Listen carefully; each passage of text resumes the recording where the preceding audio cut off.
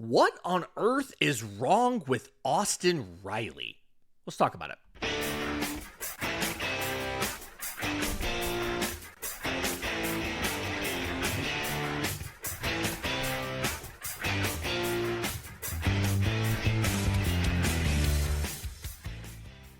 Yes, welcome on in to Braves Today, your daily source for news, notes, and updates on your Atlanta Braves. I'm your host, Lindsay Crosby. Follow me on social media at Crosby Baseball. You can find all of my written work, bravestoday.com. That's the Braves Today Substack, as this is both a podcast and a newsletter. We're proudly part of the Believe Podcast Network and presented to you by FanDuel. Download the FanDuel app or go to FanDuel.com to get started. A little bit later in the show, I want to talk about the Angels coming up tonight. We're going to see them for 3 in Anaheim today, Tuesday, Wednesday. I want to talk about the Braves' defense and kind of what we've seen so far and how they've really helped this pitching staff along. But before we do that, I think the elephant in the room, and I say that knowing that phrase discusses an obvious or major problem that's being avoided or ignored. And it's definitely not being ignored. But Austin Riley, what on earth is going on? On the season, he has 6 hits in 38 plate appearances. It's 5 singles and a double. He struck out 9 times to 4 walks. No home runs, 2 runs scored, 2 RBI. And by a bunch of different measures, not only is Austin Riley underperforming, he's legitimately one of the worst hitters on the Braves right now from a performance and what he's done perspective. And we saw the Braves give him his first day off, intend to, on Sunday. He was not in the original lineup on Sunday. Jorge Mateo was at shortstop. Mauricio Dubon was at third base.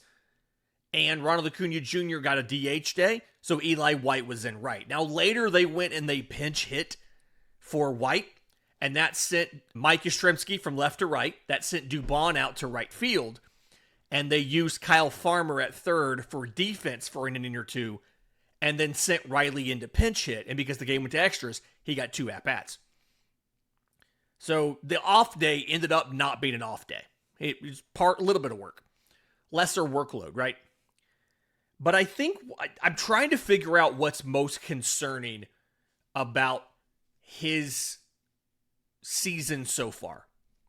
Because there's a few things, not only just results, but process, that are a little bit concerning about what Austin Riley has done so far this year. One of the big things that I've noticed that has seemed to be a really significant problem is pop-ups. Austin Riley already has what Fangraphs calls an infield fly ball, which is a pop-up, right? He already has 5 on the season. In 2024, he had 9 in 100 games. In 2025, he had 12 in 100 games. This year, he has 5 in 10 games. So, again, it's not like he's hitting more ground balls than usual. He's at like 44% ground ball. He's at 36% infield fly ball. Now, granted, that's going to change. That is going to come down. But it's just so many of his at-bats have ended up not even being competitive. And it's really hurting the team. The Braves went 2-2 over the weekend, which is particularly frustrating when you think about the fact they blew out the Diamondbacks on Thursday night, 17-2, and then they rallied in the 9th to win on Friday, and then they lost 2-1 on Saturday and 6-5 in a walk-off in 10 innings on Sunday. And Austin Riley may have single-handedly caused at least one, if not 2 of those losses. So something, and shout out to the Braves Today Discord. This is Discord moderator Trogdor is what he goes by. You know, Trogdor, the internet meme. He pulled all of the game logs and went and checked, because I had a question about this, and I was trying to figure out what it was. Austin Riley's recorded 28 outs this year. 15 of them have been the third out of the inning. Like, they have ended the inning. And I think it feels so extreme because in this 4-game series, it happened 10 times. It was once on Thursday, 3 times on Friday, 4 times on Saturday, and then twice on Sunday in a game he didn't even start. And again, it's not just the results, it's the process, right?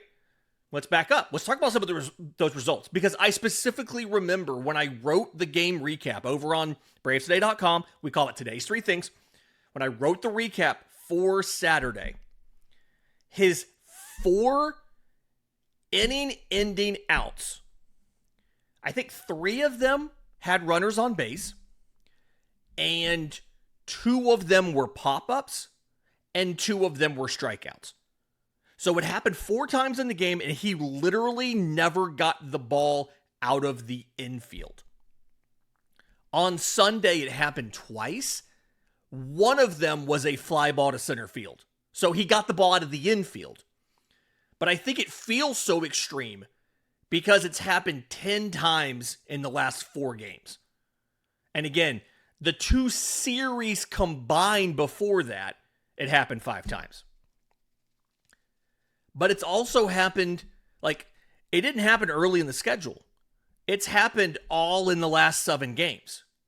All 15 of these, it was twice on the 29th, twice on the 30th, once on the 1st, which was the end of the Athletics series. And then you had the 4 times against Arizona. So he's been the final out of the inning 15 times in the last 7 games. And I know that Austin Riley is going to be fine eventually. But I keep wondering how long, because the process is not great. The number of times this weekend where we watched Austin Riley either take, foul off, or swing through a middle pitch is too high for the guy who has the largest contract on your roster. It just is. Especially somebody who had a great spring like he did. He looked like a whole new man. He looked like the original Austin Riley, the one you gave the extension to. And like, it's early. It's 10 games. I know. But for the first time, I've started to kind of wonder, like, okay, is that old Austin Riley still in there? And if he's not, at what point in time do you start moving him down the order? Because, like, you can get away with giving him a day off on a day game after a night game. You can get away with that. It's load management. You gave Ronald a half day, you put him at DH. Like, you can do this, and you can kind of launder it through, oh, we're trying to give the veteran some rest. I get it. But at what point do you decide, and by you, I mean the coaching staff, right? Walt Weiss and his guys. At what point do you decide Austin Riley's a liability when he bats 4th or 5th? Because again, the last 7 days, he has been the final out of the inning 15 times. And I haven't gone back to look at all of those, but I specifically remember on at least 3 of them on Saturday, and I believe both of them on Sunday, there were runners on base when it happened. And of the final 6 times that it happened, he got the ball out of the infield once and only got a batted ball in fair territory twice. One of his 2 pop-ups on Saturday was a foul pop-up. It was caught, I think, off the first base side. If you're the type of person that believes that Austin Riley is going to figure it out, great. I'm not saying he's not going to. I'm asking, how long is it going to take? And Will it be long enough where the Braves need to make an adjustment to the order? To drop him in the order, to move him down, or do something else? Because we even saw Ronald get going a little bit on Sunday. He had 3 hits.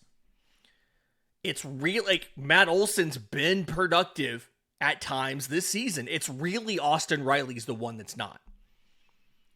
And if you're building, like, if your offensive stool is built around these 4 guys, Drake Baldwin, who is one of the best hitters in baseball right now, statistically and in our hearts, Ronald Acuna Jr., who's getting hot, Matt Olson, who's had his moments, and Austin Riley, all of a sudden, your stool has become a tripod.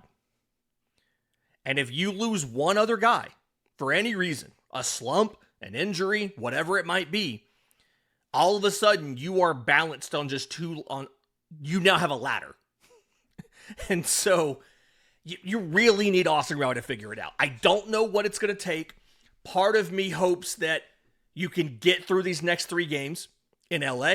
You can win 2 out of 3 against the Angels. We're going to preview them a little bit later. They're a really interesting team.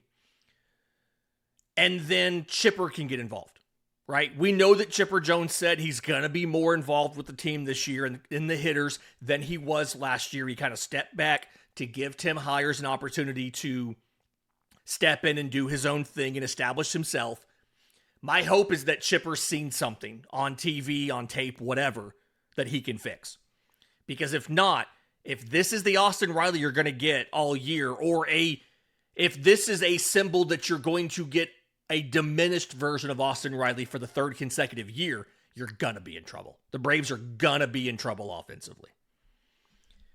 In just a minute, let's talk about an area they haven't been in trouble, the defense. It's been phenomenal, and I think it's helped the pitching staff do some of what they've done this year. We'll talk about that next, right here on Braves Today.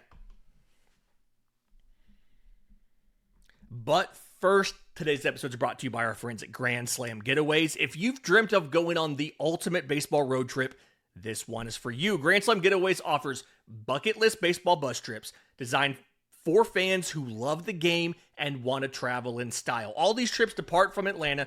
You get field level tickets to at least 2 Braves road games, 3-star hotels, daily breakfast, a full slate of other games and ballparks, and other activities. Appearances by former MLB players, giveaways, fun side trips, the Bull Durham filming locations.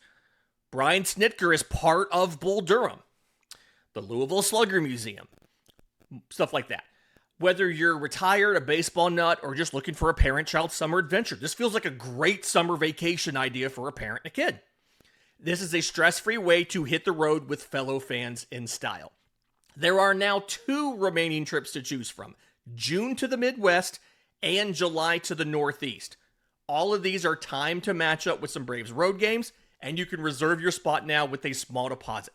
Go to grandslam-getaways.com to make this summer a Grand Slam. Check it out now, grandslam-getaways.com, to let the baseball adventure begin.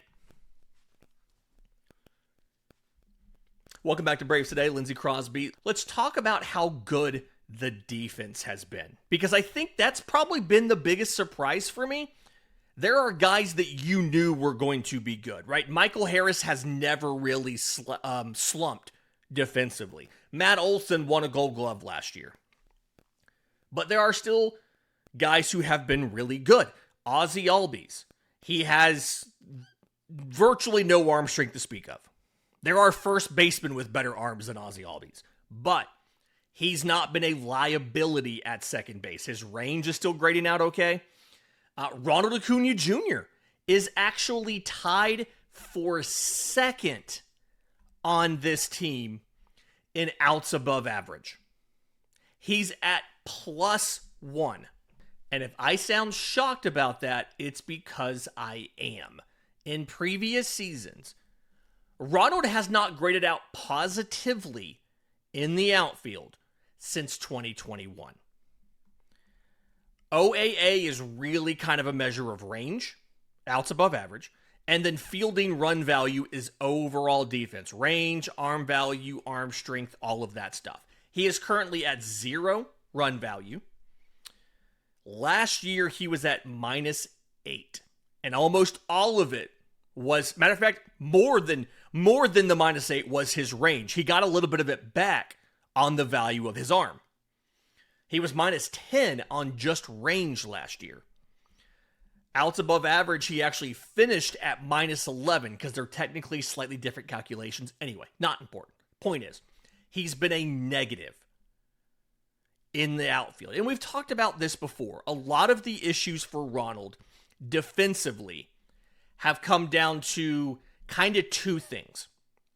The first one is the initial reaction, the first second and a half after the ball is hit.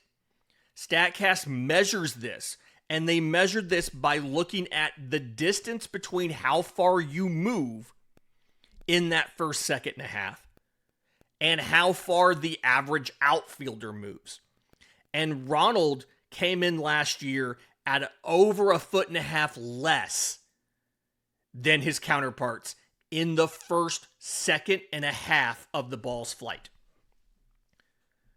And then last year also, the second and a half. So from 1.5 to 3 seconds, they call that the burst. How much distance you cover in that span.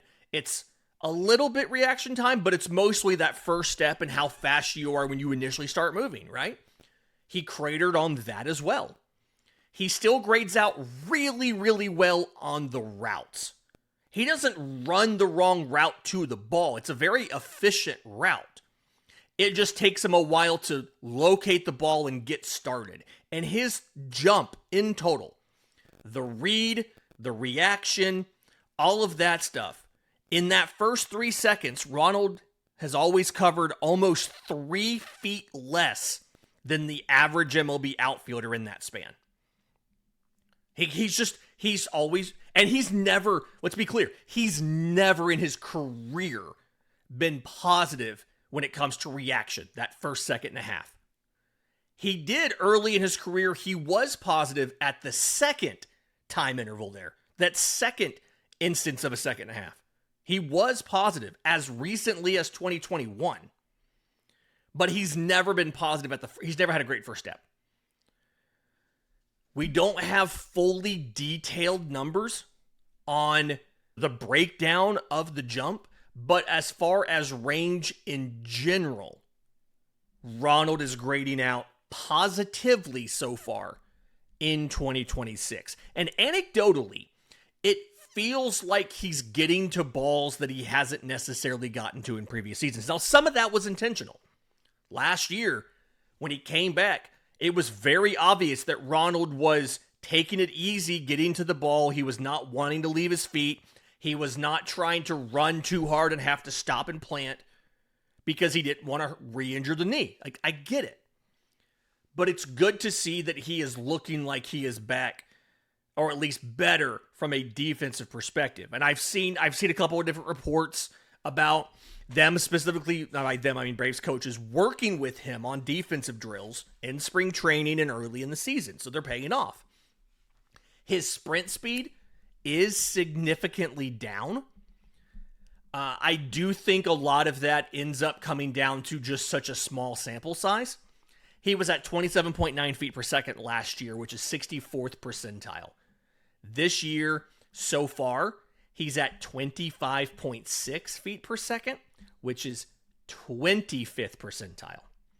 Now, the way that StatCast measures your speed is they're taking the fastest 10% of your runs. And he doesn't have very many. And so it's entirely possible that this is just a very small sample size, and this is going to normalize. I think we're probably a couple weeks away from knowing whether or not Ronald has taken a significant step back in speed. I will say, he was thrown out, I think it was on Saturday.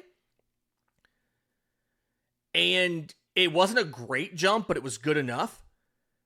It took a really good pop time and arm speed throw from Gabriel Moreno, the Diamondbacks, to do it, but he shouldn't have been thrown out.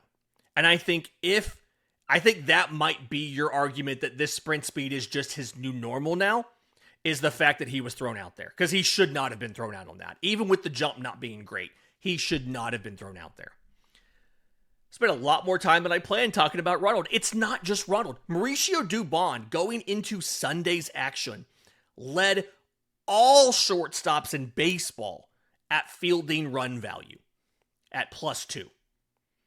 It's an accumulation stat. The more you play, the more you get.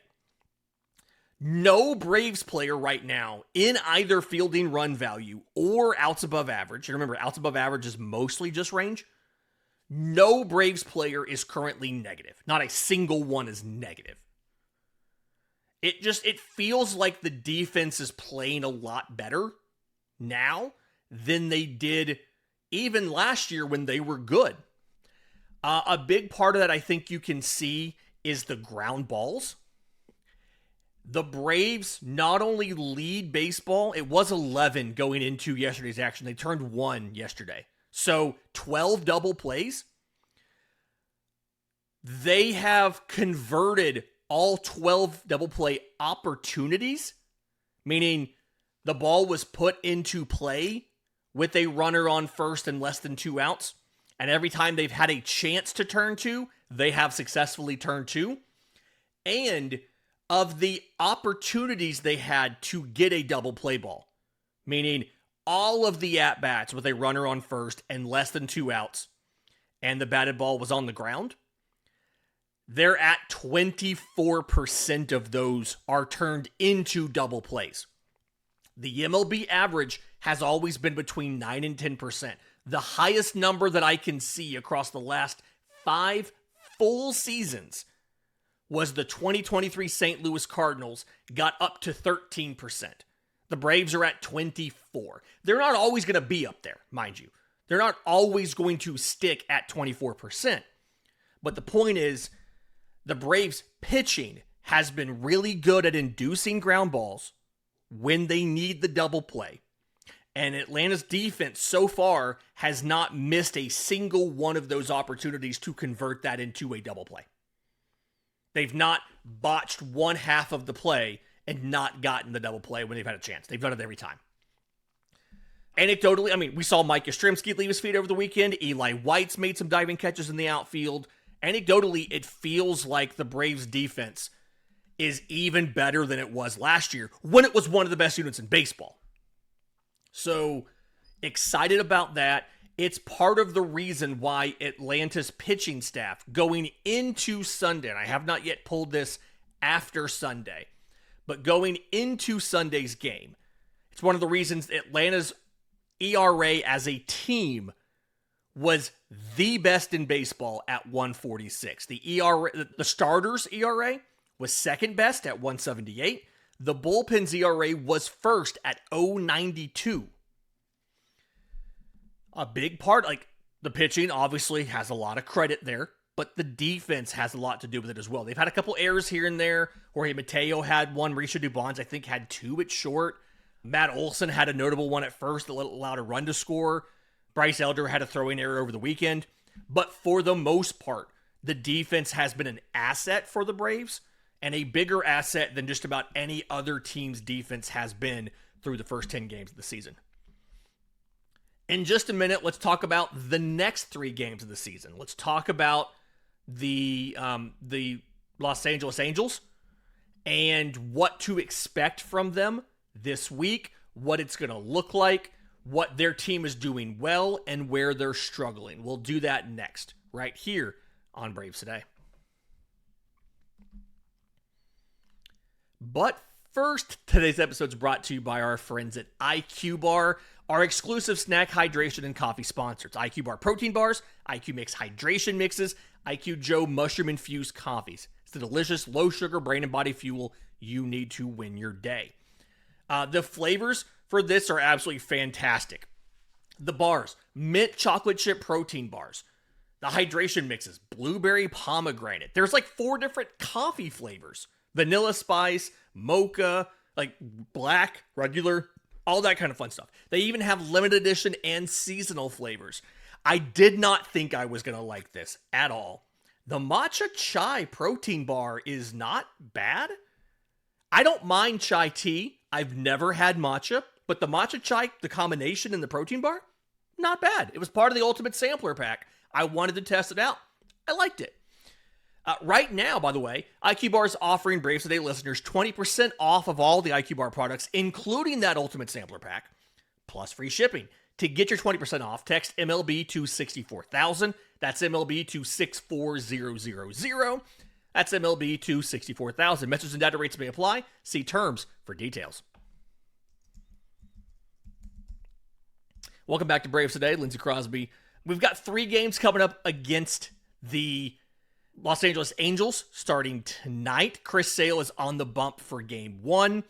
The Braves, it's really funny. The Braves are favored by a 1.5. It feels like Braves Today sponsor FanDuel, that's their preferred line. A lot of games are 1.5 point favorites, 1.5 run favorites, one direction or the other. But the Braves are favored in game 1. Chris Sale versus Jose Soriano. And then after that, it's Renato Lopez on Tuesday versus lefty Yusei Kikuchi. And then Grant Holmes in the day game, 4:07 p.m. Eastern on Wednesday versus lefty Reed Detmers. And the things you need to know about this Los Angeles Angels squad. Number 1, you may not see Mike Trout. He left Sunday's game after being hit by a pitch in the hand. He was classified as day-to-day after the game. I think he passed an x-ray, but he was going to get more imaging this morning. So as of time this show comes out, we may already know if he is or is not available for this series. I kind of hope he's available. I think baseball is just better when Mike Trout's in it. And I'm starting to kind of put him in that same box we put Ken Griffey Jr. Like, what would their careers have looked like had they stayed healthy? Because I think it's really hard to argue that the first couple seasons of Mike Trout were not some of the greatest in baseball history.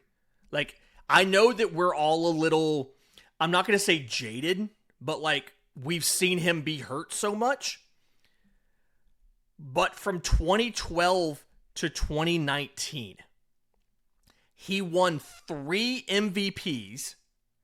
He was the runner-up 4 additional times, including the first full season he had in the majors.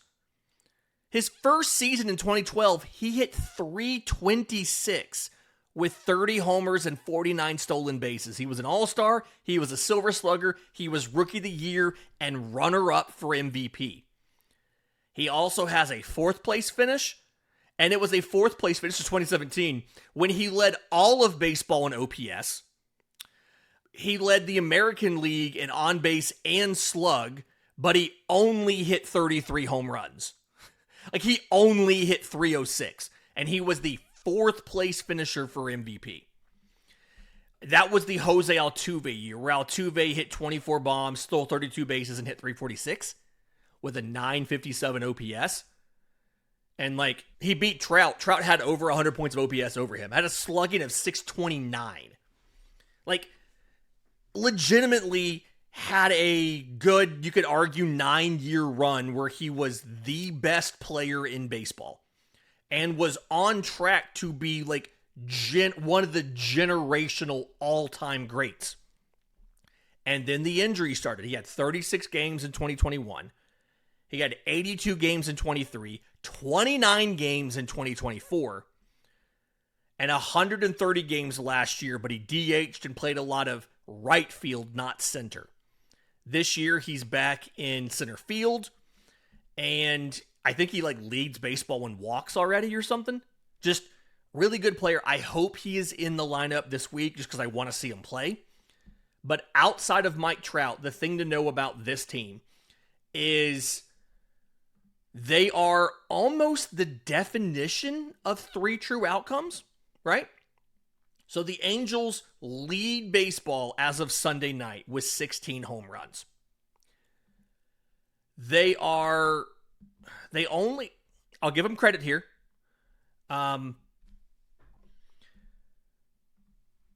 They lead baseball only by 4 in strikeouts, 108 strikeouts. So again, they're 5th in home runs. They're 1st in strikeouts. And in walks, They are not great, but not terrible. They're fifth in walks with 42. They're tied for fifth with the Mets and the Pirates. So top 5, top 6 marks in strikeouts and walks and in homers. They've also only stolen 5 bags as a team, and they're hitting a collective 204. This is the right rotation to throw against them. Chris Sale, when he's not sick, can get a ton of strikeouts. Ronaldo Lopez, Grant Holmes, they have strikeout stuff. This is the right rotation to throw against them. But if your locations are off, if your locations are bad, they're going to crank home runs against you. When you look at the actual lineup, Zach Neto is their leadoff hitter. He hit his first home run of the season, I think, on Sunday. He is, I would kill to get Zach Neto from the Angels. I don't think they have no reason to do it. They have no reason to trade him.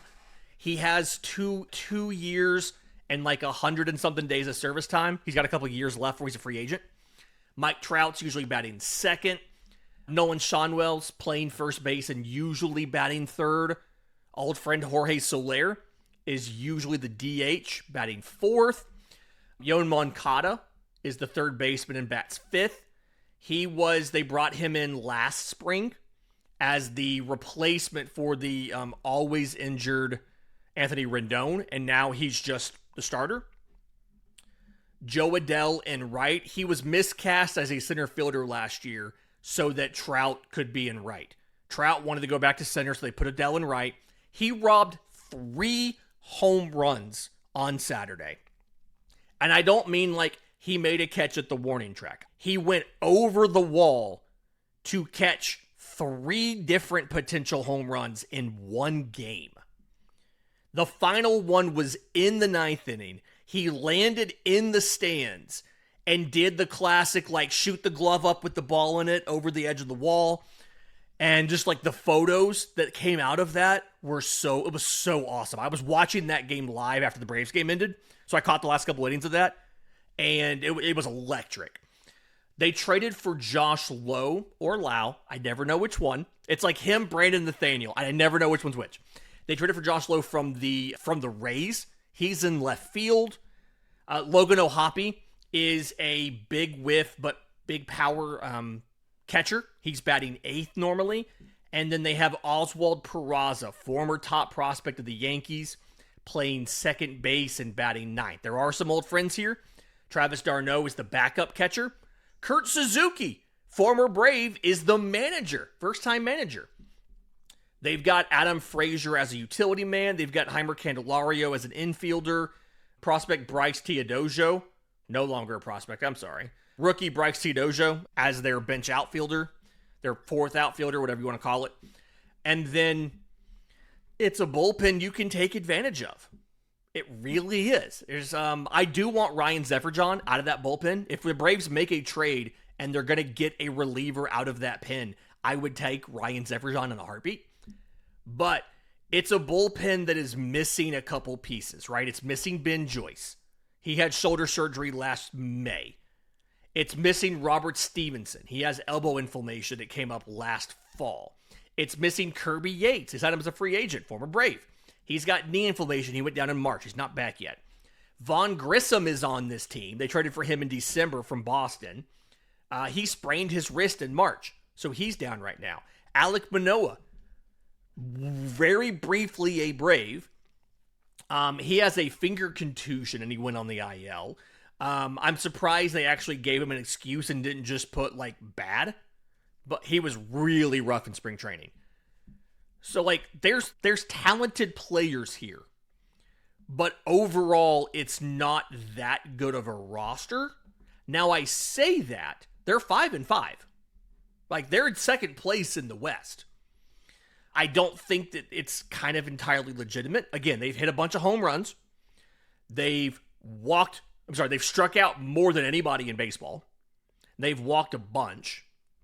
And so, really kind of a 3 true outcomes thing here. I think you line up well from a rotation perspective. You do have to face 2 lefties of the 3 starters. And I feel like you're facing more lefties than usual. Last year, I think Braves averaged a lefty every 5 games. Right now, you just finished 10. At the end of 13 games, you'll have faced 4 lefties already. So 1 every 3 games and change. But I feel like the Braves line up well. I like this matchup. These are going to be a couple late games. Just heads up on that. 9:38 Eastern on Monday night and Tuesday night. Wednesday's day game is a 4:07 Eastern. So start listening to it at the office, and you'll be able to finish it when you get home from work. Thursday is an off day, and then the Braves are back at home for 6. They have the Guardians and the Marlins, which does not look like it's as easy of a matchup as we thought it would be when they announced the schedule last year. That'll do it for Braves Today for Monday, April 6th. Please like the video. Please subscribe. We'll see you next time on Braves Today.